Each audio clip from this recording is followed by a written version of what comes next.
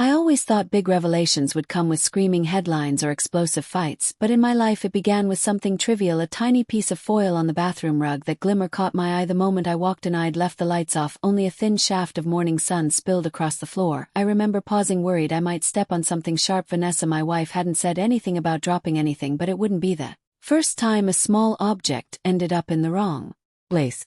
When I knelt down, I realized the spark came from a round foil circle about the size of my pinky's tip. It looked familiar, the kind of backing left behind when you push out a pill. One side was blank, but the other red too. That detail made me pause. Today was Wednesday, which meant that foil should have covered Tuesday's pill. I wasn't on any prescriptions at 5. I was healthy and took nothing beyond the occasional aspirin. Vanessa, as far as I knew, wasn't on any medication either. We'd both had recent checkups and had been told you're in great shape, so why would a little foil circle labeled 2 be on our bathroom floor? I tried to dismiss it as a stray piece of packaging. Maybe we dropped something without realizing. Yet a small knot of worry tightened in my gut. The only daily pills we used to have in the house were Vanessa's birth control pills. That was a few years back, before I had a vasectomy. The procedure came up once we decided not to have more children. She had been on the pill for years, but we eventually switched to the permanent route of my vasectomy. Afterward, she supposedly stopped taking birth control altogether, but now I held Tuesday's foil from a daily pill pack. A chill spread through me. If she was still on the pill, then it could only mean she was worried about getting pregnant. If she was worried about pregnancy, that meant the vasectomy I had wasn't enough, or she was sleeping with someone else in the past. I might have just asked her directly, but some instinct told me to investigate before confronting her. I've always been methodical, especially after all the nights I spent perfecting engineering designs at my firm. I needed more proof before deciding whether I was overreacting or truly had reason to be suspicious. I cleaned up, put the foil back where I found under it, and made sure I left the bathroom looking exactly as it did before. Then I drove to work, my mind racing with questions I couldn't answer at the office. Instead of diving into the new contracts, I started looking up private DNA kits and covert surveillance equipment. My thoughts had turned dark within the span of an hour, but I knew I needed clarity. If Vanessa was indeed cheating, I wanted to know with who, for how long, and if our children James and Sonia were even mine. We had 2 children, 5-year-old James and 3-year-old Sonia. I thought they were both mine. I'd always believed they were my flesh and blood. Still, that doubt nagged me. If she'd been lying about the pills, could she have lied about everything else? I ordered a series of items: discreet voice recorders, tiny cameras that could be placed around the house, phone cloning software, and DNA test kits. I felt sick doing it, but I convinced myself it was necessary. I wanted unassailable facts before I took any steps that might blow up our family. Those few days waiting for delivery seemed endless. In that time, I kept a close eye on Vanessa, searching for suspicious behavior. She seemed normal. No big changes to her routine, no sudden nights away. Our intimate life was the same as ever. Once or twice a week, often squeezed in before the kids woke up. She didn't rush to shower off any unfamiliar smells, nor did she wear different perfume or clothing. If she was cheating, she was doing a damn good job of covering her tracks. When Friday arrived, I got the call at work that my packages had been delivered. I had them sent to the office so Vanessa wouldn't ask awkward questions. That afternoon, I pretended I had a light schedule and went home early. The where who helped us with the kids while Vanessa and I both worked was feeding the children. With her busy, I went upstairs and installed cameras in the bathroom, living room, and bedroom, the main spaces where I suspected evidence might appear. The bathroom was crucial for seeing if Vanessa really was taking birth control pills. As soon as the kids were in bed, I used a cheek swab on each of them for the DNA kits, doing my best not to let them see what I was doing or understand the significance. They just thought Daddy was checking their cheeks with a funny Q-tip. I swabbed myself as well. Then I mailed the samples, which would be processed quickly. Results promised within about 48 hours from the time the lab received them. That evening, Vanessa came home at the usual time. We chatted about mundane things: her job, the kids, what to watch on TV. Meanwhile, I felt like a stranger in my own marriage. After she went to shower, I slipped into her car to place a voice recorder under the seat. I also cloned her phone, downloading her text messages and emails. To my surprise, there was nothing incriminating in her digital footprint, no evidence of flirting, no suspicious phone calls. That either meant I was wrong or she was more careful than I'd imagined.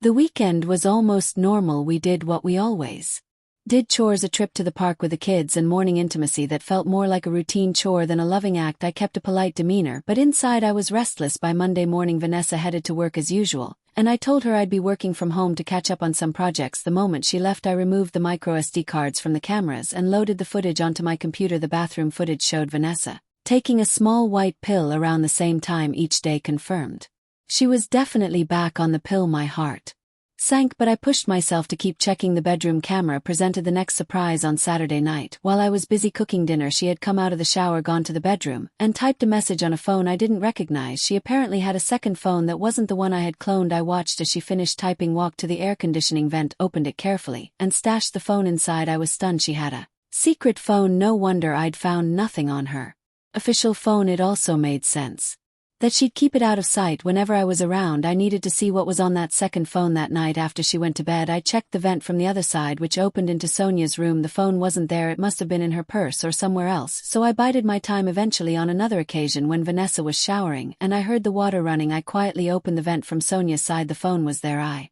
grabbed it, raced to my office, cloned its contents to a new device in a matter of minutes, and put it back. My hand shook the entire time, adrenaline surging. As I finished, I heard the water shut off. I had just enough time to slip into Sonia's room and pretend I was watching her sleep. Vanessa peeked and curious, but I played it off as fatherly affection. The next morning at my office, I finally accessed the phone's cloned data. Within seconds, my vision blurred with tears. It was exactly what I'd feared. The text messages were explicit, describing stolen afternoons in hotels and intimate acts between Vanessa and another man. She joked about how I didn't suspect a thing. They even mentioned scheduling around my travel. The man was never named in the texts, which only made me more certain it was someone she worked with closely, and didn't want a name in writing. I sat there crying, ignoring the ping of my secretary Michelle on the intercom. She eventually knocked and opened my door, finding me hunched over my desk, tears streaming. Michelle was a sharp, no-nonsense woman, a few years older than me. Usually we kept a professional distance, but this time she came in, locked the door, and handed me tissues. "What happened?" she asked calmly. I told her everything: the suspicious foil, the hidden pills, the cameras, the second phone. I felt pathetic, but she just listened. Then she said, "Gary, we need details and we need a plan." When I mentioned I'd also done DNA swabs on the kids, she nodded. "Good, find out the truth, then decide how to act. For now, you have a ticket to visit the Portland branch. You'll be leaving today and won't be back until Thursday." I blinked at her, confused. "We hadn't discussed any trip, trust me." She said, "Vanessa might get suspicious if you're around too much. Tell her you have a sudden crisis there." Michelle texted Vanessa from my phone something about an emergency at the Portland location. Vanessa replied that she was sorry to hear it and hoped I'd be back soon. Michelle also gave me the name of her close friend Lorraine, a divorce attorney who had handled Michelle's own turbulent divorce years ago. I found myself in Lorraine's office within hours, still in shock. Lorraine listened, asked pointed questions, and explained, "My legal options: do nothing.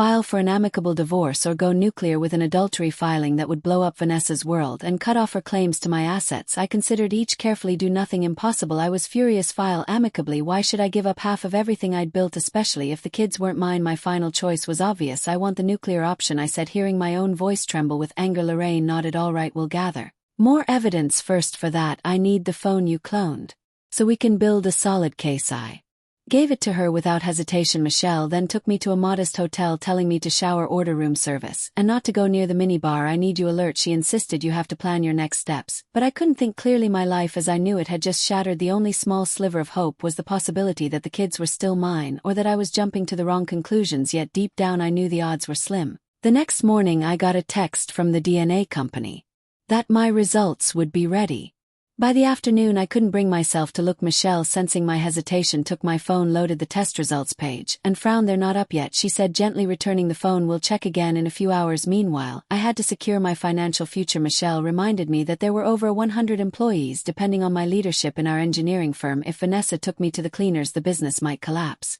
and all those families would suffer. That stiffened my spine. I forced myself to think like the engineer I am, strategizing each step. We visited my longtime business attorney, Brian Spencer. He reminded me that we had a prenuptial agreement in place. Every partner in our firm was required to sign one before marriage to protect the company from potential marital disputes. That prenup shielded the company from spousal claims, meaning Vanessa could only target my personal salary and assets like the house and 401k. "Here's my advice," Brian said. "Buy out your partner Robert, who's been hinting he wants to sell. Put as much of your liquid assets as possible into the company, even if it means taking a loan that keeps your money behind a firewall she can't breach." It sounded daunting, but it beat letting her walk away with half. I called Robert initially.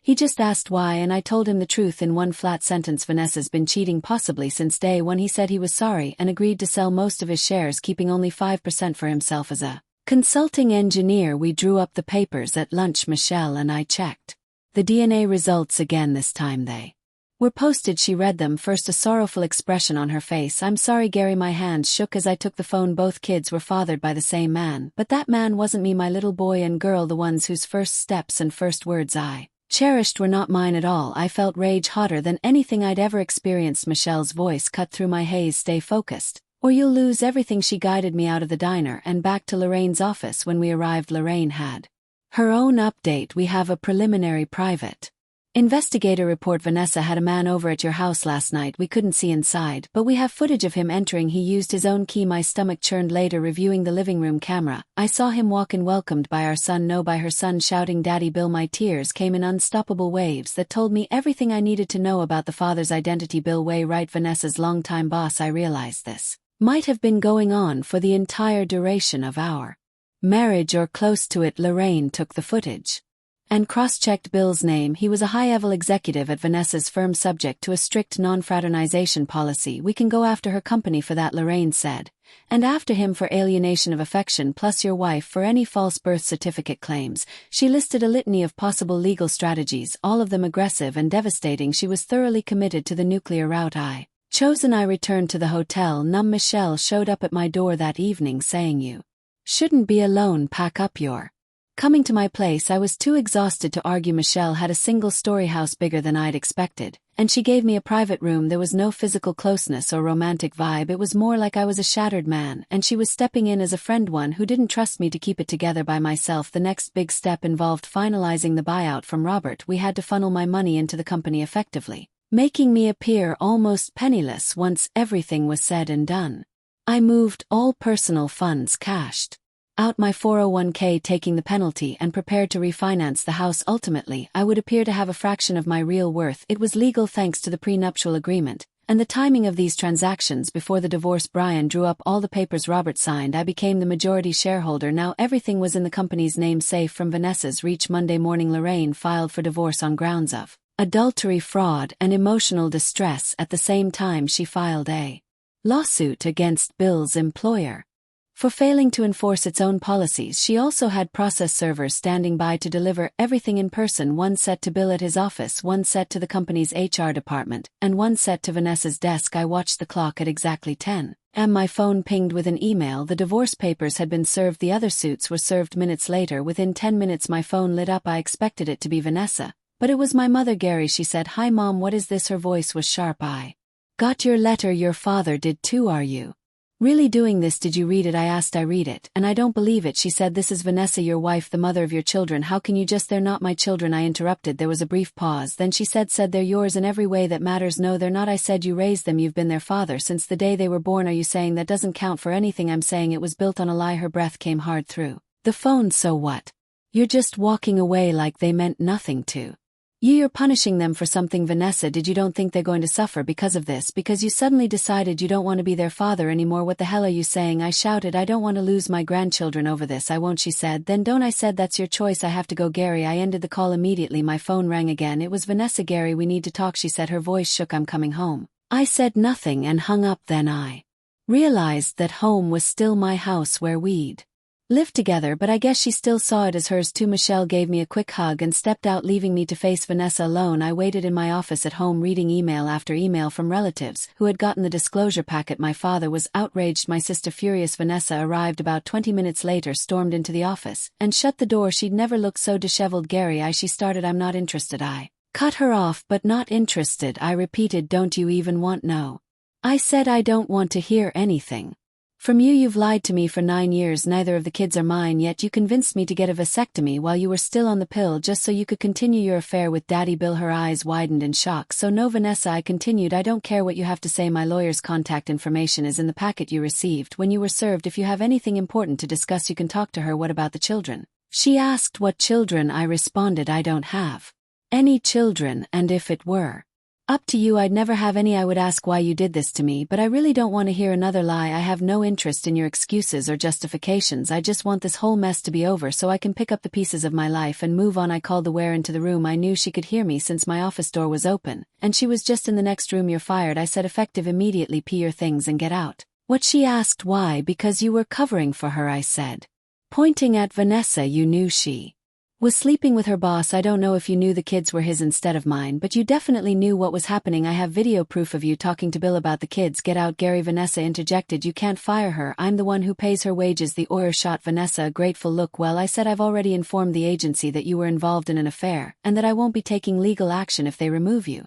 from their roster. So if Vanessa wants to keep you on, personally, not only will she have to pay you, but she'll also need to handle all your tax, vacation, pension, sick leave, and insurance. The au pair's face went pale. Not only was she losing her job, but being kicked off the agency's books made it nearly impossible for her to find another position. Agencies shared information. Now get out, I ordered. And she hurriedly left. Did you have to do that? Vanessa said. She didn't deserve your talking again. I cut her off. I told you I don't want to hear it. What I do want is for you to pack your stuff, take your kids, and get the hell out of my house. This is my house too, she protested. Not according to the paperwork. I said it's in my name, only until the court say otherwise. Get the hell out. She flinched at my shout. James walked in. Mommy, he said. Sonia fell down. Vanessa, looking shocked and tearful, stood up and went to tend to her daughter. I shut my office door and stayed inside while she gathered her things. A few minutes later she returned with Sonia in her arms. Are you going to say goodbye to? Don't even say it. I cut her off. Sheck, not my daughter and Hugh, not my son. Take them to Daddy Bill and let him take care of his own kids. They have nothing to do with me. Gary, I get out. As soon as she was gone I completely broke down. A moment later Michelle slipped into the house, having waited nearby in case I lost it. She held me as I wept, her presence oddly calming. We heard the car drive off. My phone buzzed continuously, but I ignored it. For the first time in a week I had a desperate urge to just vanish from my own life. Michelle, ever firm, reminded me we still had steps to finalize, setting the wheels in motion. With the HR lawsuit locking down the company finances and so on. A few hours later, I got an email that Vanessa had taken out a restraining order against me, claiming emotional harm. The order barred me from my own house until a court hearing. It was a malicious move, no doubt orchestrated by her lawyer to show the judge she was in danger, but Lorraine was already on it, pointing out that I was the one who'd installed the cameras, gathered evidence, and discovered the fraud. The judge soon overturned it. Vanessa moved in with her parents.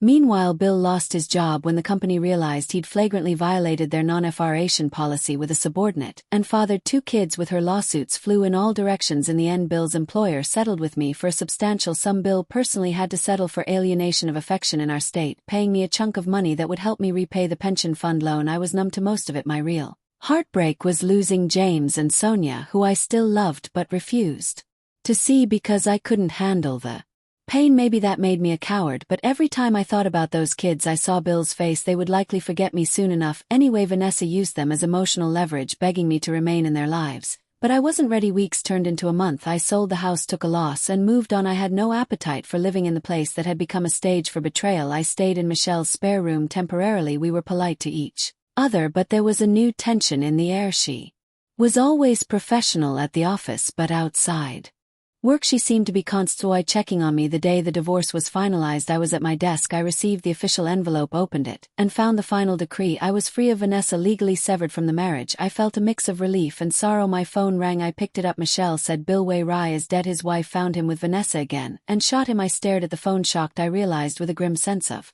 irony that Bill would never get to raise the 2 children he had fathered behind my back.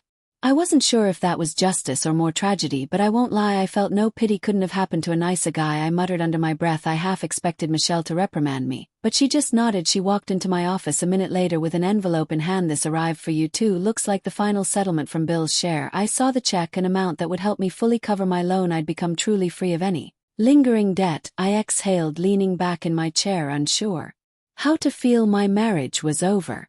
My illusions about fatherhood destroyed the man who fathered those kids dead, and I was now financially secure. In a twisted turn of fate, Michelle closed my office door, stepped forward, and kissed me firmly, passionately, without hesitation. When she drew back, I realized my heart was pounding for a new reason altogether. She smiled at my stunned reaction. For 9 years I've taken care of you, she said softly. You're the most decent man I've ever known, and you never once crossed a line with me, even when you were at your lowest. I've waited for you a long time, Gary. If you'll let me, I want to show you not every woman lies, and not every relationship ends in heartbreak. I replayed all our interactions over the years, the quiet professionalism, her protectiveness, her unwavering willingness to fight for me once the truth came out. Perhaps I'd been blind, too busy with my marriage to see someone who genuinely cared. I also remembered dear Inton telling me vasectomy reversals had a high success rate, and I felt a pang of hope. Fatherhood wasn't off the table for me forever. I smiled at Michelle still trembling from her kiss, I asked a simple question, and it came out with a raw edge that almost made me laugh. How many kids do you think we should have? She grinned widely. At least 2, she said, her eyes warm. But Leighton, just see where this goes. In that moment I realized my life had been flipped upside down, yet somehow a new chapter was opening. My future was uncertain, but for the first time in months I didn't feel trapped. I'd gotten my